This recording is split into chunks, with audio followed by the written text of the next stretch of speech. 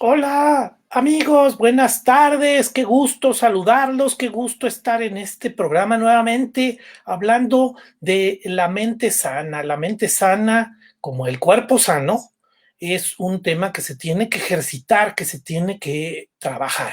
¿Cómo se trabaja? Pues por supuesto que una variante, una forma, pues es integrándole elementos que nos ayuden al conocimiento, que nos ayuden a la inteligencia, que nos ayuden a un historial para poder ir relacionando temas. Por eso es que nos gusta platicar acerca de temas de historia, temas de situaciones o de problemas cotidianos que tenemos de manera intelectual. Vivimos un mundo que tiene variables económicas, que tiene variables políticas, que tiene variables sociales y que tiene variables culturales. Y todos estos elementos nos ayudan a ir conformando nuestro contexto intelectual. Y este contexto intelectual es el que también alimenta lo que sería precisamente esa inteligencia, ese razonamiento, esos instrumentos que de repente nos vamos a ir aportando en la vida para poder ir teniendo formas de poder atender pues el futuro o la problemática cotidiana a la que nos enfrentamos. Entonces, esa es un poco la idea precisamente de platicar en mente sana con ustedes de estos grandes temas, de estos grandes retos, de estos grandes personajes, de estas grandes anécdotas. Y bueno, pues en esta ocasión vamos a estar hablando acerca de los grandes retos de la modernidad.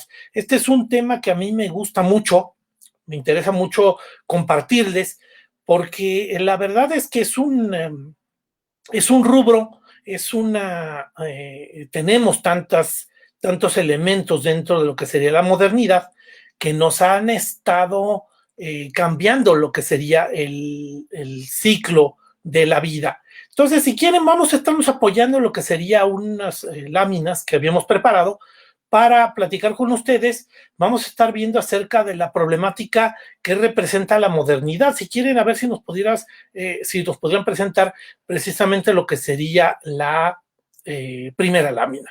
Aquí hablamos acerca de lo que sería primer elemento dentro de lo que se incorpora a los retos de la modernidad. Estamos viviendo un momento en el cual de repente tenemos la inteligencia artificial.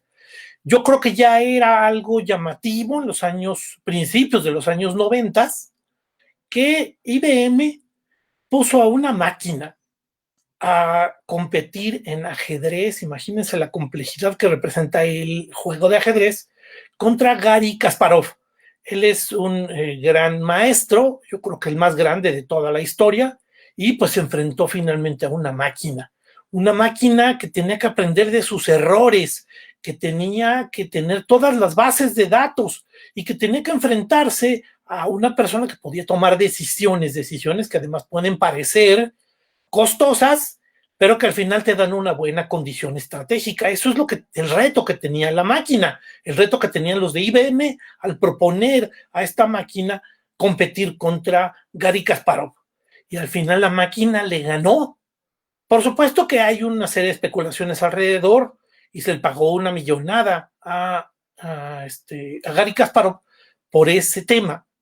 Y a la hora de estar pues pagándole esas cantidades, al final mucha gente dijo, no, pues es que este tema está un poco trucado. Sin embargo, bueno, pues por supuesto que es un avance, porque sí la máquina al final tomó decisiones que no correspondían nada más a un tema de táctica, era un tema estratégico y de repente, bueno, pues la máquina empezó a tomar decisiones dentro de un marco más o menos controlado, que estamos hablando de una cantidad bestial de variables, pero al final esa es un inicio, era una demostración de los avances que tenía la inteligencia artificial. Poco a poco esto se ha ido incorporando. Ahorita tenemos a los bancos, a las entidades financieras trabajando con inteligencia artificial para diferentes soluciones, para evitar fraudes en las tarjetas de crédito. Tenemos a la inteligencia artificial trabajando con algoritmos para poder ver qué te pueden vender los mercadólogos, la gente que está haciendo mercadotecnia, que está tratando de hacer publicidad, de repente qué es lo que te puede identificar con ciertos comportamientos con tus compras. Y por supuesto que también hay chats cognitivos para poder de repente estar intercambiando información con una máquina para que te oriente sobre las soluciones que podrías estar teniendo. Evidentemente, pues por supuesto, cosas muy sencillas como depósitos y traspasos, pero al final también para resolverte una duda, un problema. Eso también te lo resuelve una línea aérea, te lo resuelve una agencia de viajes, y eso al final de repente dice, oye, pues qué avance más impresionante. Y esto ha pasado en los últimos 30 años. En los últimos 30 años hemos vivido condiciones que han modificado lo que sería la inteligencia artificial, que han aportado a lo que sería el avance tecnológico. Y al final también existe el reto, bueno, y eso entonces, ¿qué es lo que puede provocar? ¿Puede hacer que una máquina supla a una persona? Ya lo vemos, por ejemplo, en los carros. Ya hay unos prototipos de la empresa Google que están manejando que están manejando automóviles y que ya estos prototipos están muy avanzados. Prácticamente este es el sexto año en el cual están ellos promoviendo lo que serían sus automóviles autónomos que se mueven solitos. Entonces, frente a esa situación, pues la verdad es que es impresionante. ¿Qué va a pasar con la persona que vaya a bordo? Pues la verdad es que eso, por ejemplo, va a evitar accidentes y eso va a impactar en las aseguradoras, pero también va a evitar que la gente esté manejando y entonces pueda estar haciendo otra cosa, pueda estar leyendo, pueda estar trabajando y la máquina es la que te va a trasladar.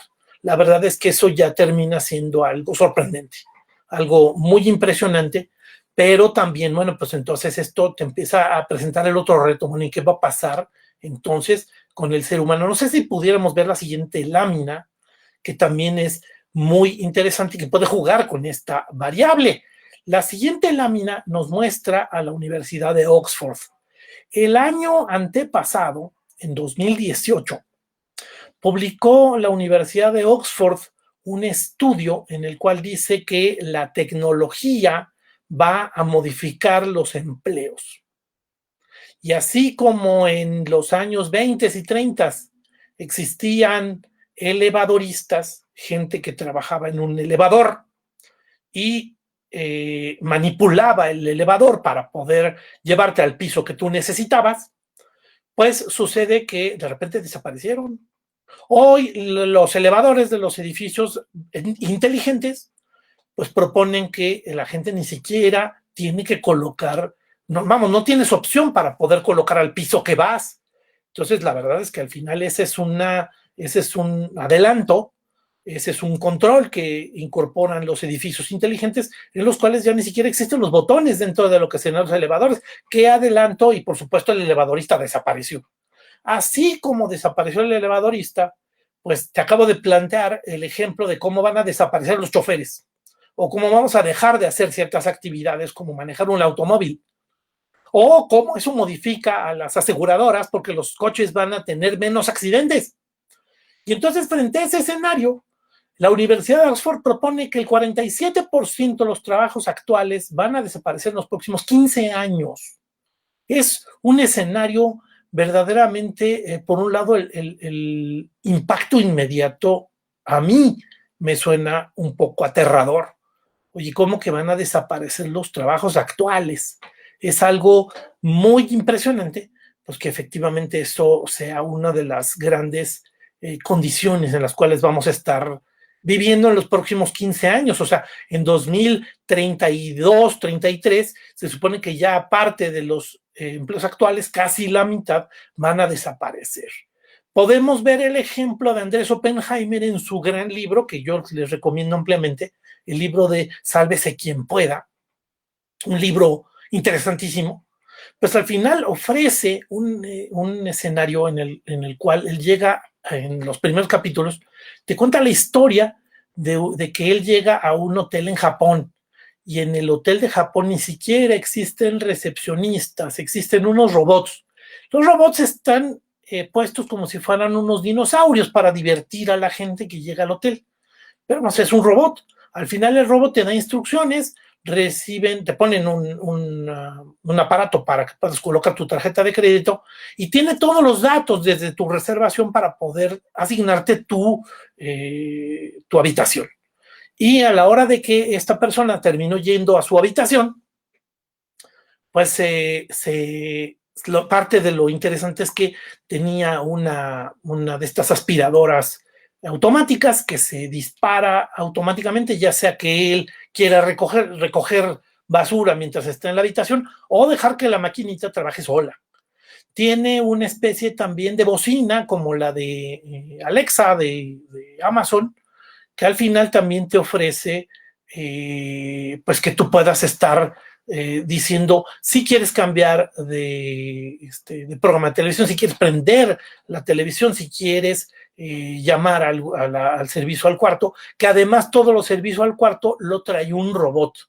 Entonces, todo eso termina siendo muy impresionante. Por supuesto que al final él estuvo buscando dentro de 3 días que estuvo en ese lugar, estuvo buscando quién estaba trabajando en el hotel y no encontró a nadie. Y entonces dice, oye, ¿cómo es posible que aquí no trabaje absolutamente nadie? Sí terminó encontrando una persona preguntándole, oiga, ¿cuántas personas hay en el hotel? Y el señor dijo, no, pues nada más estoy yo.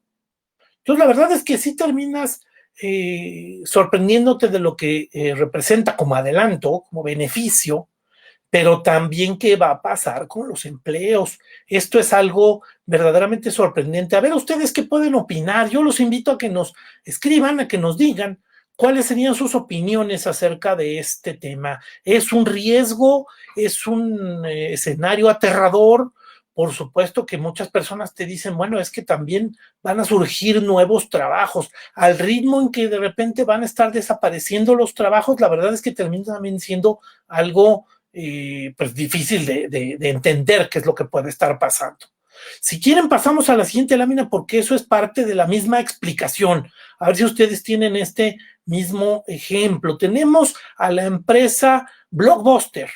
Blockbuster en los años 80, finales de los 80, principios de los 90, empieza a colocarse dentro del mercado como una empresa muy impresionante que te daba una facilidad. El mismo dueño de Blockbuster decía, es que es una actividad hermosa, hasta familiar, poder acudir al Blockbuster, escoger la película que vas a querer ver, hasta comprar tus palomitas. Por eso te ofrecían en la caja tus palomitas, chocolates o lo que se pudiera estar requiriendo, helado, paletas, para que al final te llevaras tu película y pudieras llevártela a tu casa y poder ver la película y tener una experiencia. El Blockbuster te ofrecía una experiencia, por supuesto que se fue colocando dentro del mercado porque era una idea bastante revolucionaria contra los videocentros que existían antes. Y bueno, pues al final Blockbuster ganó el mercado y tenía 60,000 empleados en todo el mundo con la presencia de un montón de sucursales. Los dueños de la empresa Netflix acudieron para ofrecerle el negocio a el dueño de Blockbuster y le dijo, mira, aquí tenemos una propuesta de negocio, te ofrecemos que la gente pueda contratar su película, su serie, su programa desde su televisión, que puedan hacer una interacción y puedan ver sus propios programas.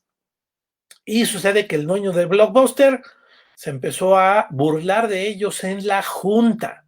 Ese es parte de lo sorpresivo del escenario al que se enfrentó este señor.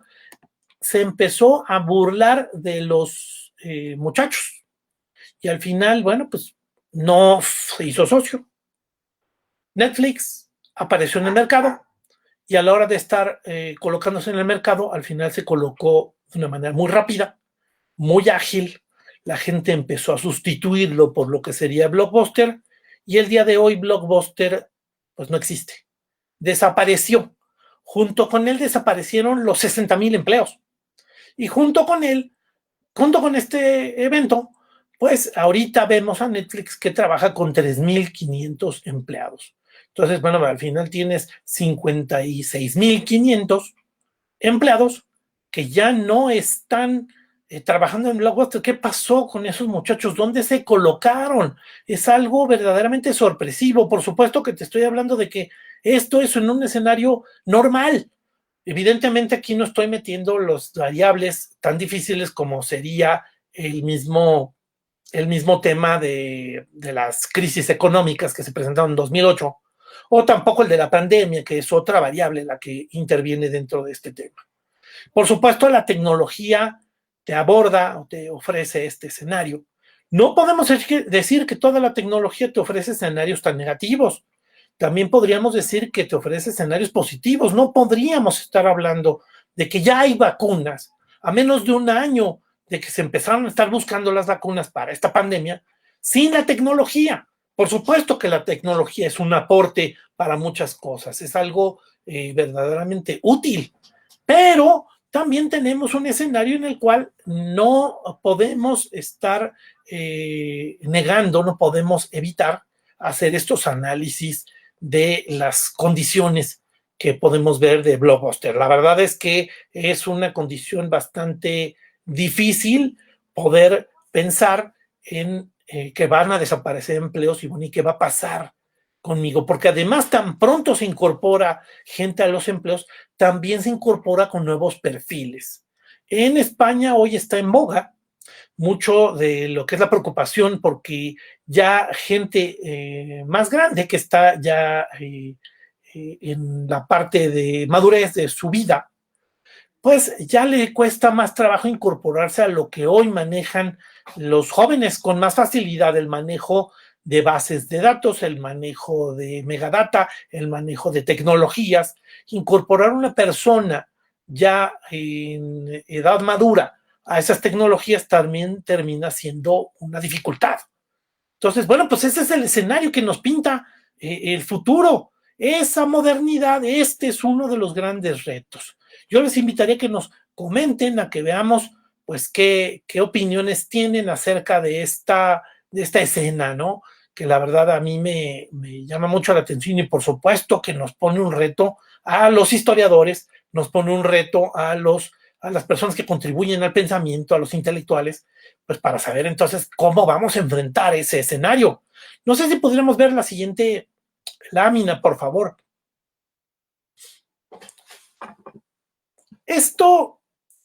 Esta escena es una pintura de principios del siglo XIX. Estamos hablando de principios de 1800. Y aquí lo que nos ofrece este paisaje, pues es un paisaje lleno de fábricas. Apenas hace algunos años se inventó la máquina de vapor. Hace algunos años incorporaron la máquina de vapor y los instrumentos mecánicos a lo que sería de repente bandas de producción y a lo que sería fabricación. Aquí ya podemos ver un escenario lleno de chimeneas, un escenario además cerca de un puerto, pero lleno de bodegas, en donde estamos viendo plena revolución industrial. ¿Qué te estoy diciendo con esta escena? Te estoy diciendo que no es la primera vez que tenemos un escenario, un cambio tan radical en lo que sería el orden de trabajo, el orden político, el orden económico. Tú imagínate que este escenario se presenta más o menos unos pocos años en paralelo, después posiblemente, de lo que fue la Gran Revolución Francesa. La Revolución Francesa ofreció de repente aportaciones de libertad, ofreció algunas ideas nuevas de cómo ordenar el mundo, querían libertades, igualdad de oportunidades para todos, y vivíamos en una condición feudal. El mundo en Francia, el mundo en Europa, en el siglo, a finales del siglo XVIII, que fue cuando se presenta la Revolución Francesa y se presenta este escenario, pues es un orden feudal. La gente está ligada a la tierra. Nació y murió y nacieron sus hijos, sus nietos, sus bisnietos en la misma tierra, se dedicaron a trabajar y le reportaban o le pertenecían en cierto sentido a un gran señor feudal, a un noble que era el dueño de la tierra. Cuando llega la Revolución Francesa empieza a pedir esos cambios de justicia, esos cambios de libertad, Y una de las grandes cosas es que, por ejemplo, persiguió a los nobles. No podemos hablar de privilegiados en un mundo ordenado. Y entonces al final eso fue tan radical, fue de tanto impacto económico, que algunos nobles se opusieron y fue tanta la polarización social que al final a los nobles los metieron a la guillotina. La guillotina pasó guillotinando gente en medio de Francia, más o menos ejecutando unas 40 personas diarias. Un tema terrible, pero además un ejemplo para el resto. Entonces, al final, durante todo el año 93, 1793, que termina siendo el peor momento de la Revolución Francesa, el más álgido, pues muchos nobles huyeron del país, abandonaron sus tierras. Otros fueron guillotinados. Y bueno, pues al final esas tierras se les quitaron, se expropiaron y el gobierno las vendió. Hubo un comprador y finalmente esos compradores, teniendo sus tierras, pues llegaban estos trabajadores que antes eran pertenecientes a un noble y ahora vienen a reclamar, oye, ¿y qué pasa con mi vida? ¿No? ¿Cómo me vas a alimentar? No, pues ¿qué alimentar? Tú no vives aquí. Esta tierra ya no pertenece al señor feudal. Tú ya no vives aquí. No eres mi propiedad y sácate de aquí. Y entonces el escenario posterior, cuando se presenta este fenómeno también de la revolución industrial, pues estamos hablando de un escenario en el cual está en los campos llenos de gente deambulando por los caminos, deambulando por los bosques. A los que mejor les iba llegaban a la ciudad y el ofrecimiento es, bueno, pues si quieres puedes trabajar en una fábrica. Por supuesto que trabajas horarios extenuantes, porque dentro de todo también el campo que pudiera presentarte un horario extenuante es por temporal. Hay ocasiones en las cuales no hay más que esperar a que el cultivo se produzca. Aquí las fábricas, un capitalista terminó metiendo su máquina, invirtiendo dinero y quiere que produzca. Parar la máquina, pues es algo costosísimo. Tengo que estar poniendo a la gente a trabajar. Tal vez puedo aceptar que haya dos jornadas de trabajo, una en la mañana, una durante el día y otra durante la noche. Y entonces, pues una persona termina trabajando 12 horas o más horas y luego, pues sucede que termino incorporando a otra persona. Este escenario cambió el mundo completamente. Gente deambulando que al final se incorporó. Bueno, pues sí, por supuesto que podríamos hablar de un escenario muy difícil, sociedades que entraron en una dinámica durísima, por supuesto con unas revoluciones intermedias, la revolución industrial y la revolución francesa, y bueno, pues este es el escenario en donde por supuesto que la sociedad se vio totalmente cambiada. Hay condiciones que son denunciadas. Víctor Hugo con su libro Los Miserables o Charles Dickens con Oliver Twist o con Historia de Navidad, pues denuncian estas condiciones terribles en las cuales de repente se encuentran los niños, las mujeres, los hombres en las fábricas, condiciones extenuantes, condiciones insalubres, y bueno, pues esas son las situaciones que de repente podemos apreciar en este escenario. Esto es, pues, vamos, un momento histórico que nos podría servir de referencia frente a lo que estamos viviendo hoy. Hoy llamamos a los grandes eventos que se están presentando desde hace más o menos 30 años, desde la caída del muro de Berlín aproximadamente, que más bien esa fue una revolución política, coincide también con una revolución industrial. Algunos intelectuales, algunos pensadores han llamado a lo que es la época de las computadoras, la época de la inteligencia artificial, la época de las aportaciones en tecnología, como la cuarta revolución industrial,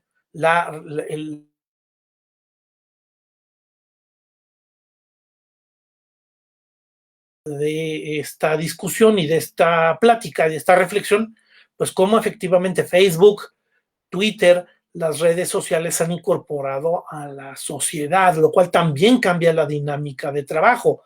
Y por el otro lado, también no podemos negar que la tecnología hoy nos permite, por ejemplo, tener esta plática.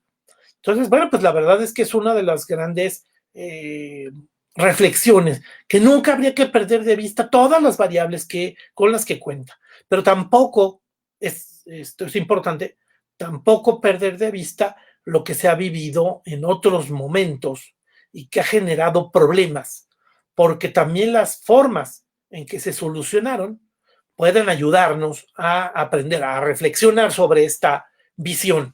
Entonces, bueno, pues un poco esa es la dinámica con la que quise tocar un poco, pues otro momento de los cambios de la sociedad en donde vemos impactos tan duros comparables con los impactos que ahorita pudiéramos estar viviendo. No sé si pudiéramos ver la siguiente lámina, por favor.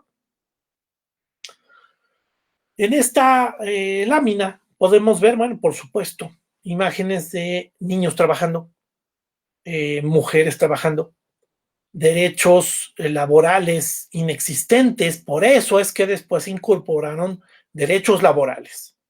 Los derechos laborales al final permitieron, oye, pues un niño no puede estar trabajando hasta cierta edad, debe de estar acudiendo a la escuela porque tiene que prepararse para incorporarse a la sociedad, cosa que también la educación habrá que reflexionarla como un elemento, a ver esto cómo se ha estado abordando, ¿no?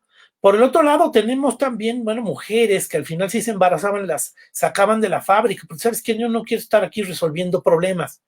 Por supuesto, los niños que podían meterse entre los recovecos de las máquinas por el tamaño, como son más chiquitos, pues podían estar trabajando en algún lugar ahí difícil de acceder para un adulto por su tamaño y que al final también los ponía en peligro. Minas en las cuales se trabajaba porque se requería carbón para lo que sería la misma producción de las fábricas. Se necesitaban máquinas de vapor y para poder hacer que el vapor trabaje se necesita hierro de las minas y carbón de las minas para hacer acero además con esas condiciones. Entonces, bueno, frente a ese escenario, los niños caben más fácilmente en una mina, en un espacio chiquito, que un adulto. Y si la beta pues empieza a ser de difícil acceso, por supuesto un niño puede meterse por espacios de las minas y por supuesto condiciones durísimas de trabajo. Un niño que trabajaba 12, 14, 16 horas diarias, niños que trabajaban en condiciones como los vemos aquí, en donde están arriba de una máquina, por supuesto arriesgando su vida. En algunos casos eran colgados por poleas en el aire. Y por supuesto los niños están creciendo, al final también tenían deformaciones físicas por haber permanecido colgados pues durante prácticamente todo su desarrollo, todo su crecimiento. Son verdaderamente cosas terribles que se denunciaban en esta época y que eran cosas durísimas en cuanto a condiciones de trabajo. También los trabajadores, por supuesto, empezaron a exigir derechos. Oye, necesito descanso, necesito garantía de que voy a continuar el trabajo porque estoy trabajando, entregando parte de mi vida a lo que sería la producción. Y por supuesto escenarios en los cuales también los mismos trabajadores a la hora de que venía una máquina nueva que habilitaba mejores condiciones de trabajo, algunos trabajadores eran desplazados. Y entonces los trabajadores terminaban también reclamando que las máquinas les habían quitado su trabajo. Esa es una condición que vivimos durante todas las revoluciones industriales. Y bueno, pues efectivamente ese escenario es parte también de esta reflexión.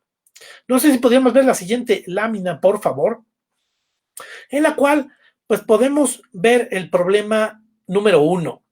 Ya esta imagen que pretendía yo que fuera un tanto moderna, nos muestra un escenario que ya no es moderno. Aquí todavía vemos un chofer.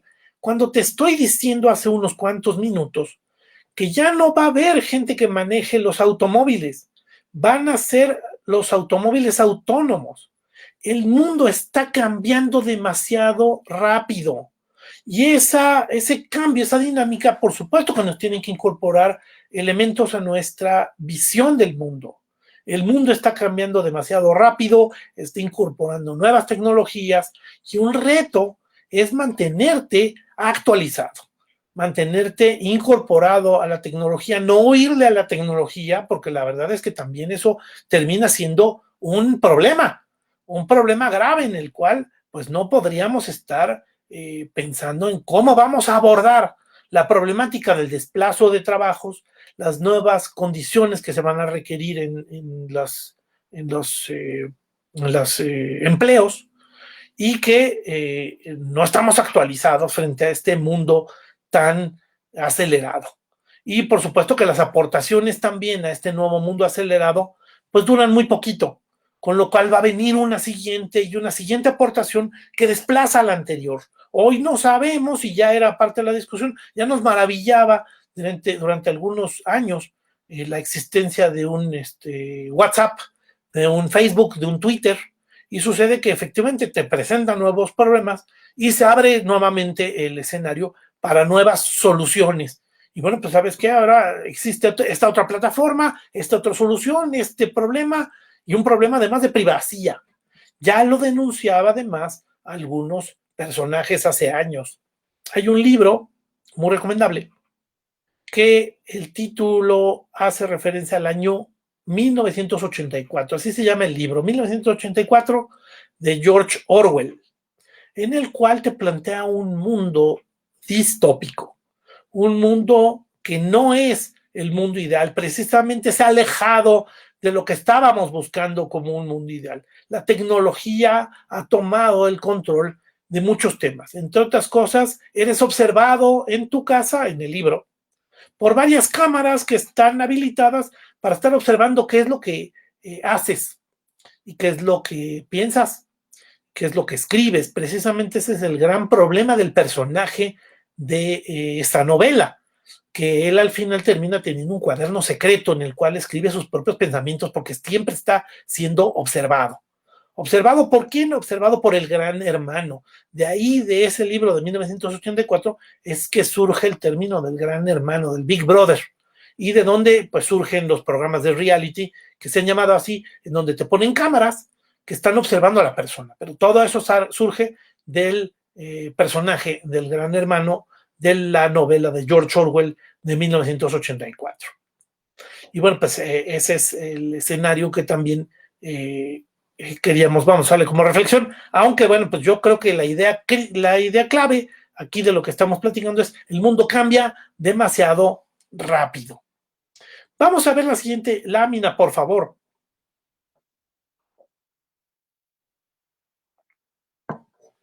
Punto número 2, y tomando aquí algunas ideas que pudieran estar reflexionándose desde hace mucho. El colapso del capitalismo. ¿Es posible que estemos hablando de un colapso del capitalismo? Ya este pensador que está aquí puesto en esta lámina decía, miren, el problema va a ser que como los empleados van a ser desplazados, se van a ir a la economía, pero ellos ya no van a tener dinero para comprar cosas. Si no tienes dinero para comprarlas, la economía se colapsa. Y entonces eso va a traer consigo, pues efectivamente, que las fábricas y las empresas terminen quebrando, porque sucede que las personas no tienen cómo comprar. Como no tienen cómo comprar, las empresas buscan cómo disminuir sus costos. Me llama mucho la atención, por ejemplo, el fenómeno que hemos visto durante los últimos 50 años de lo que serían las aerolíneas. Estamos hablando de finales de los 60, principios de los 70, en donde la experiencia de volar en una aerolínea ni era inalcanzable para la gente, se podía viajar y viajaba mucho la gente y empezó a volverse una actividad muy común. Y sucede que la gente era tratada de una manera muy de confort. Alguien llegaba, por supuesto, se le atendía ofreciéndole una bebida y podía estar disfrutando el vuelo. Y sucede que ahora, efectivamente, lo común son los vuelos económicos. ¿Sabes qué? No te ofreces con nada, te subes al avión, rápidamente vámonos al lugar donde tienes que colocarte los asientos chiquitos y bueno, pues al final terminan de repente ya, sabes que ya llegamos y ya bájate porque el vuelo vuelve a subir a un grupo de personas. Y por supuesto que eso también redunda, o más bien evidencia la condición de que ahora esos costos tienen que irse disminuyendo cada vez más porque al final las empresas terminan no aguantando. ¿Cuántas líneas aéreas han quebrado en ese lapso? ¿Y cuántas hoy están con la amenaza de quiebra? Bueno, no habría que incorporar o habría que diferenciar también las condiciones que aportó la pandemia. Pero bueno, pues aquí podemos ver un ejemplo claro. Otro ejemplo claro, de repente vemos las grandes sucursales bancarias, tienen un montón de ventanillas, pero sucede que solamente una está trabajando. ¿Por qué? Porque ha disminuido los costos y te mandan a que hagas todas tus operaciones en internet, que hagan todas tus operaciones en el cajero automático, porque no te pueden atender. Por supuesto, nuevamente lo contrasto con las características de un banco de hace 40 años, ¿no? En donde el gerente te trataba muy bien, te sentabas y podías estar ahí platicando con él. Y por supuesto, hoy la dinámica es otra. Y donde se espera que la gente ni siquiera acuda a la sucursal. Entonces, bueno, pues la verdad es que es parte de lo que sería, por supuesto, lo digo, no nada más por el cambio de confort, sino también porque los empleados terminan siendo diferentes. Los empleados también terminan siendo menos. Los empleados terminan siendo desplazados. Y las sucursales que no producen ciertas cantidades son cerradas y vamos a otra sucursal que termina siendo prácticamente un tema muy autómata. Entonces, bueno, pues esa es una descripción que nos ponen como problema 2. Ahora, habrá que contrastarlo contra otras ideas. No sé si pudiéramos ver la siguiente lámina, que es precisamente el contraste de lo que sería esta posible idea. Bueno, aquí vemos una. Alguien dijo, ¿sabes qué? Es que esa idea fracasó. ¿Cómo vimos que países que adoptaron un modelo diferente fracasaron? Terminó cayendo el muro de Berlín, terminó evidenciando que la propuesta en donde no aceptas esas condiciones capitalistas no funciona, hay atraso, hay problemas económicos y la gente termina rebelándose. Y por supuesto que termina acudiendo a la falta de libertad. Este muro se levantó en los años 60, principios de los 60, para que la gente no se escapara de la Unión Soviética. Y bueno, pues al final en el 89 quebró la Unión Soviética y el muro cayó. Y era una demostración de que esto estaba mal. Ese modelo que propone otra cosa que no sea el modelo capitalista no funciona. Y bueno, pues eso es una posible interpretación de este fenómeno, ¿no? Aquí está la demostración de que ese modelo no funciona. Ahora, vámonos a la siguiente lámina. La siguiente lámina nos ofrece otra opción, un corolario, una alternativa para poderla cruzar contra la idea anterior. El optimismo de la Tierra plana. Hoy la Tierra se ha aplanado, no es como la que decía Cristóbal Colón que la Tierra era redonda, evidentemente es una metáfora, sino que la Tierra se ha aplanado porque ahora todo está súper conectado, todo es optimista, los servicios funcionan de maravilla, hoy vas en Las Vegas en tu automóvil, quieres comerte una hamburguesa en el McDonald's, te formas en el Automac y a la hora de que te contesta una bocina, te está tomando tu orden y tú le pides explicaciones, oye, ¿sabes qué necesito así y asado? Te ofrece tu hamburguesa con papas y refresco con un pago adicional, si lo quieres de tamaño grande, y avanza a la siguiente ventanilla y te entregan tu producto. Bueno, la persona que te atiende en la bocina no se encuentra físicamente en la sucursal de Las Vegas, está en otro estado, es otra persona que está atendiéndote desde su casa y que al final toma tu orden y solamente la gente de adentro de la sucursal está trabajando pues para prepararte según una pantalla que ellos están viendo para poder prepararte tus alimentos y entregártelos. Y lo cual permite, oye, es que efectivamente estamos hablando de conexiones de Internet, de conexiones tecnológicas que favorecieron todo para que cualquier persona te estuviera atendiendo. Hablas a cualquier hora del día para alguna aclaración de tu tarjeta de crédito y sucede que te pueden contestar en tu idioma. En Amazon, yo quiero hacer una devolución de mi producto. Hablo por teléfono y no sé dónde me están contestando. Puede ser en Perú, porque a veces he sentido que ese es el acento con el cual me están contestando, o puede ser en Puerto Rico, puede ser en Estados Unidos, o puede ser en cualquier otro lado del mundo. Hay empresas que te ofrecen, ¿sabes qué? Yo te ofrezco el servicio sin que te preocupe porque tengas que pagar horarios diurnos. ¿Por qué? Porque te puedo contestar en ciertos horarios cuando es de día en América, pues te puedo contestar ahí porque la gente está en su horario de trabajo. Pero si se ha hecho de noche, ahora es de día en Australia. Y yo te contesto en Australia y ahí tomo tus llamadas. Y luego, conforme va avanzando la Tierra, ahora te contesto en Sudáfrica, porque ahí es donde te puedo atender.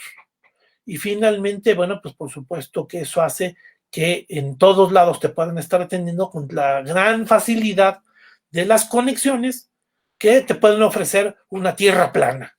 Yo pido un producto y me llega desde Alemania, me llega desde China, me llega desde Estados Unidos y sucede que además yo ya no me preocupo, me va a llegar al día siguiente y además yo le puedo dar seguimiento a dónde se encuentra mis tenis, mi computadora, mi cuadro que mandé imprimir, porque además ya ni siquiera estoy haciendo la impresión en el lugar físico donde estoy, en la ciudad, ¿no? Mandé a hacer la impresión de una fotografía y sucede que la están imprimiendo en otro lado, en Texas o en algún otro lugar. Eso es una aportación y eso ha aportado beneficios para la gente.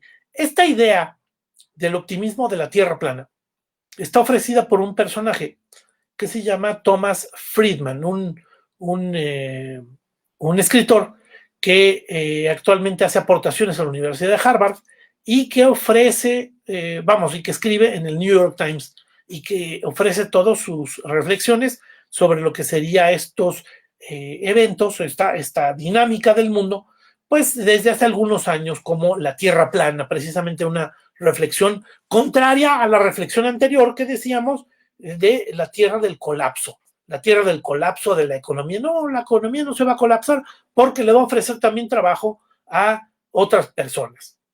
Yo, pues les comparto, tengo una hija de 21 años y ella actualmente, estudia. Yo me acuerdo cuando era joven que mi papá me decía, estúdiale, hijo, porque vas a competir contra otras personas. Estúdiale muy duro, busca los mejores maestros y los mejores lugares para estudiar, porque te vas a enfrentar a gente que salió bien preparada de la UNAM, bien preparada del ITAM, del TEC de Monterrey, de la Panamericana, de las diferentes universidades. Entonces tú te vas a enfrentar a ellos y vas a competir con ellos. Y tus puestos de trabajo van a ser en función de la competencia que ese escenario te pinta, ¿no? Y bueno, por supuesto, un escenario retador. Hoy a mi hija le tengo que dar un consejo diferente. Mi hija, estúdiale durísimo, busca los mejores maestros, échale todas las ganas, porque vas a competir contra el de Sudáfrica, contra el hindú, contra el de Australia, contra el de España, y vas a competir precisamente contra todas esas personas. Ahora, ¿cuántos trabajos tenemos en convivencia y en aportaciones que participa gente de diferentes lugares, ¿no? Juntas de trabajo en la cual está el argentino, el de Costa Rica, el de Estados Unidos, y pues tienes que estar ahí de repente tomando decisiones que competen a la empresa. Entonces, bueno, pues la verdad es que ese escenario es, por supuesto, un escenario vivo y un escenario de optimismo de la Tierra plana, pero también competitivo. Y esa competencia es la que quiero transmitirte, la que quiero compartirte como una reflexión del día de hoy, diciendo, oye, sí, es que sí estamos hablando de otro de los grandes retos de la modernidad frente a este escenario, ¿no? Vamos a ver la siguiente lámina. Bueno, en la siguiente lámina mostramos al señor Thomas Friedman, que es el personaje que nos está ofreciendo esa dinámica del mundo plano. No sé si quieran pasar a la siguiente lámina, por favor.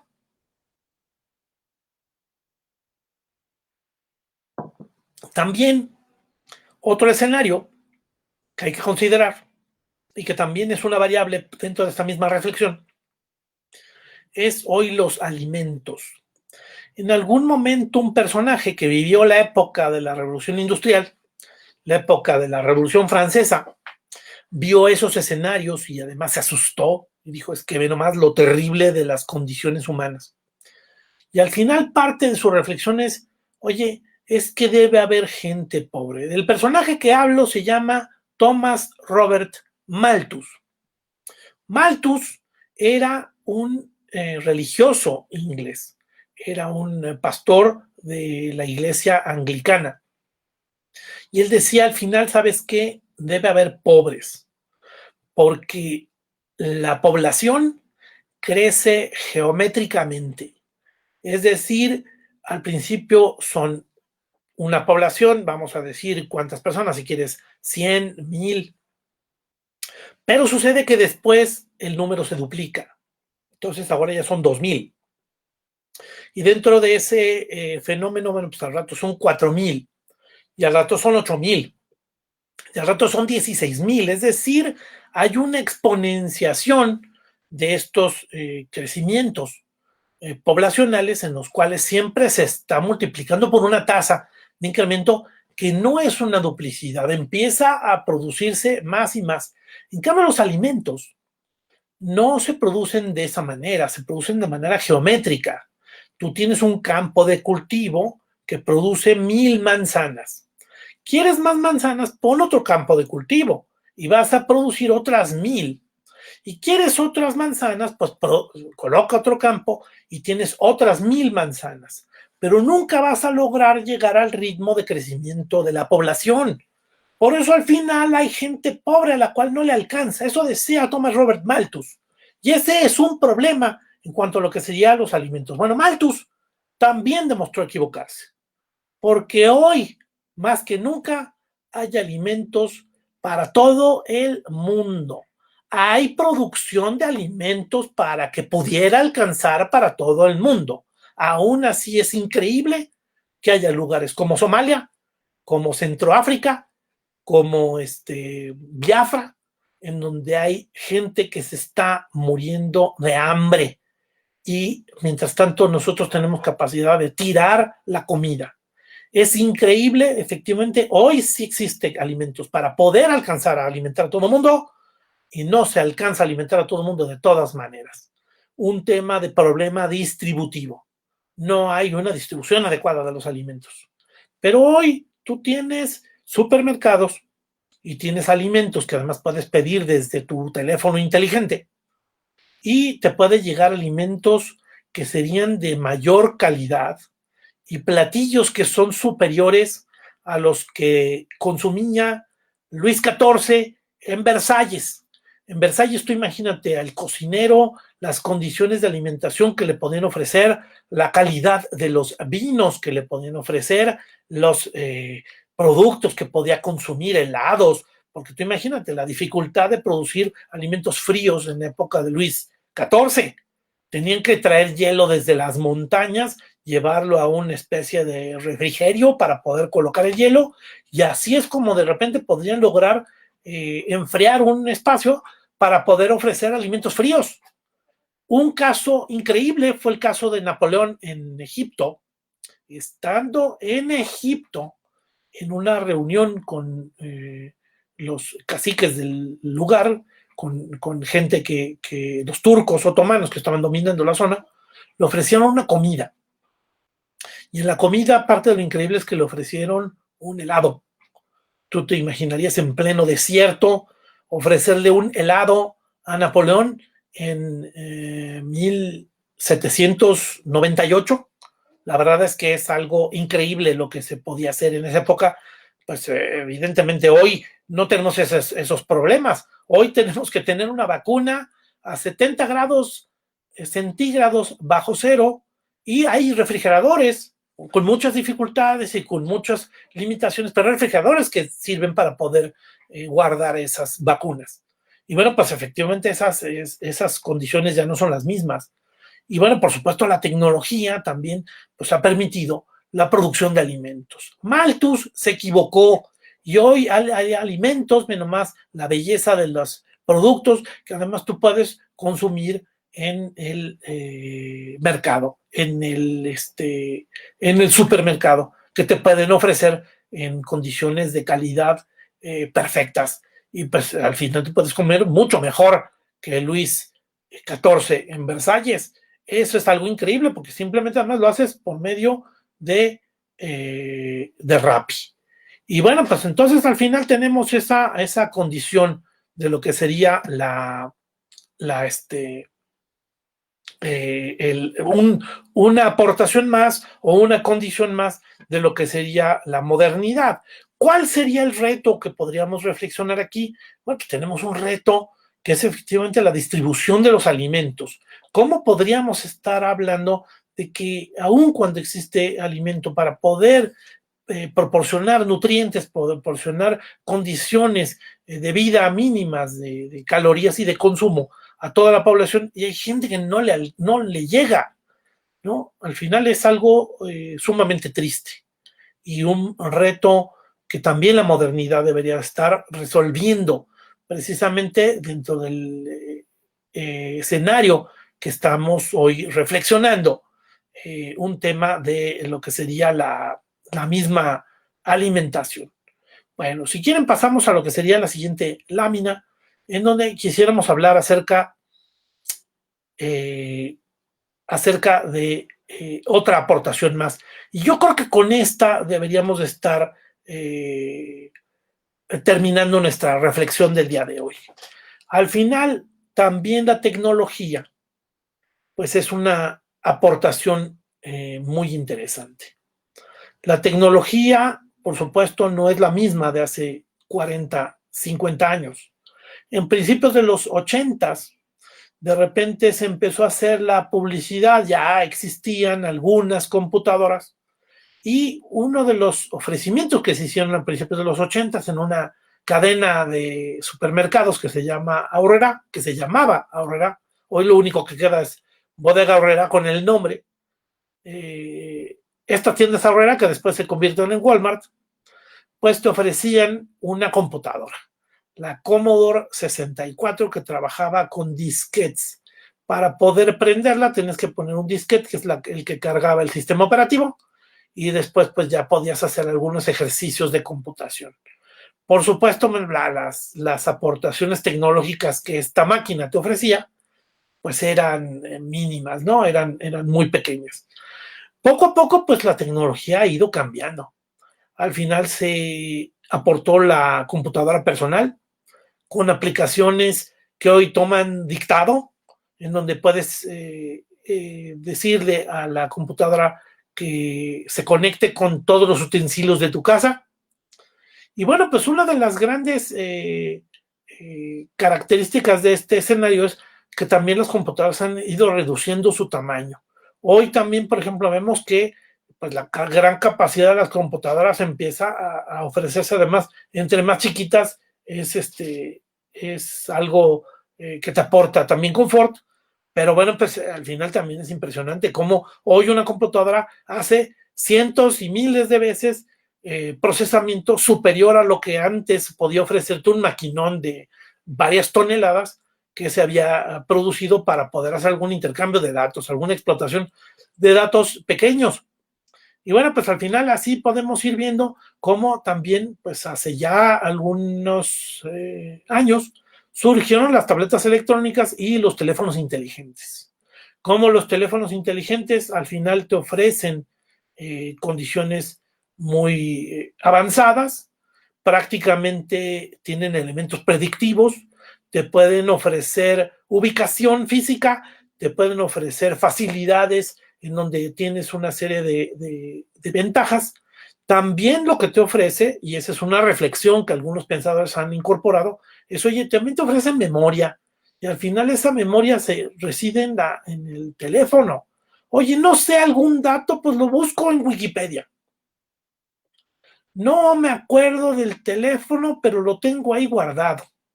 Cuando hace 30, 40 años eso se fortalecía. Hoy también la forma de hacer conocimiento ha cambiado.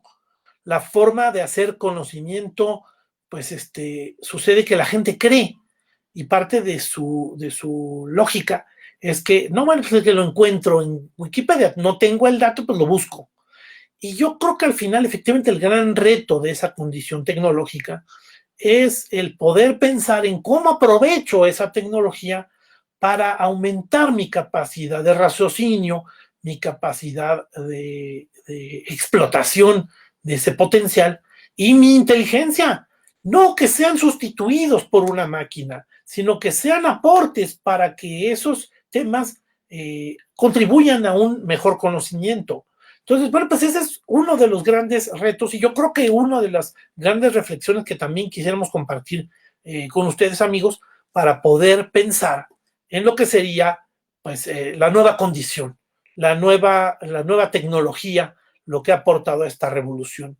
Evidentemente esto modifica la forma también de educar. ¿No será que las escuelas hoy ya están cayendo en cierta obsolescencia a la hora de plantearte un modelo educativo tradicional en el cual quieres que los alumnos sigan memorizando cuando pues ya es difícil encontrarle el valor a la memorización si no se ve que eso contribuye a tu inteligencia? ¿Cómo podemos hacer que la gente recuerde y relacione datos de eventos del pasado si los puede encontrar en el teléfono? ¿Cómo podemos hacer que la gente entienda la importancia de la historia si dice que lo puede encontrar en Wikipedia o si puede encontrarlo en una página de Google? Entonces, al final también ese reto, pues es otro de los grandes retos y las grandes reflexiones. Esto también va a contribuir al cambio de las leyes, al cambio de la medicina, al cambio de la forma de hacer servicios de confort para la gente. Y bueno, pues la verdad es que hay cosas que no deberían de estarse perdiendo. Bueno, pues estas fueron algunas de las reflexiones de lo que serían los grandes retos de la tecnología. Quise aportarles estas ideas, pues la verdad creo que es una reflexión muy interesante. Es una reflexión muy valiosa poder estar pensando en todos esos elementos, porque nos vamos a enfrentar a un mundo en los próximos 15 años que la Universidad de Oxford está previendo y está prediciendo que va a ser un mundo de grandes retos, un momento de grandes retos. Precisamente también el COVID nos hace cambiar también nuestra reflexión sobre el mundo. Y bueno, pues la verdad es que esto es lo que nos hace pensar en un mundo nuevo, en un mundo que debe de tener aportaciones valiosas y un mundo que nos muestra retos diferentes en los próximos años. Y bueno, pues esa es precisamente la idea de lo que queríamos compartir el día de hoy. Esto fue Mente Sana en Cuerpo Sano. Muchísimas gracias, amigos, por escucharnos y nos vemos la próxima semana, ahora en el horario habitual de las 12. Vamos a estar hablando de diferentes temas de conocimiento, anécdotas y aprendizaje. Muchísimas gracias por escuchar estas reflexiones y nos vemos en los próximos programas. Gracias, hasta luego.